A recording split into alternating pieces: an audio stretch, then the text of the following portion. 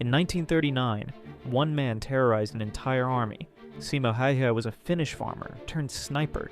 In just 100 days, he killed over 500 Soviet soldiers. The Soviets called him White Death. Operating in minus 40-degree temperatures, Häyhä was a ghost.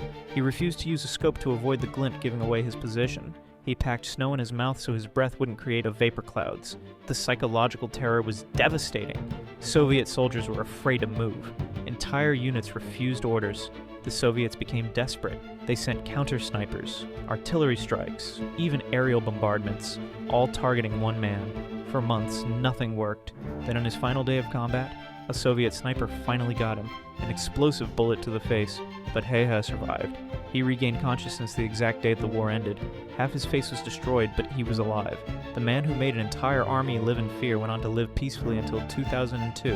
One farmer, 500 kills, 100 days.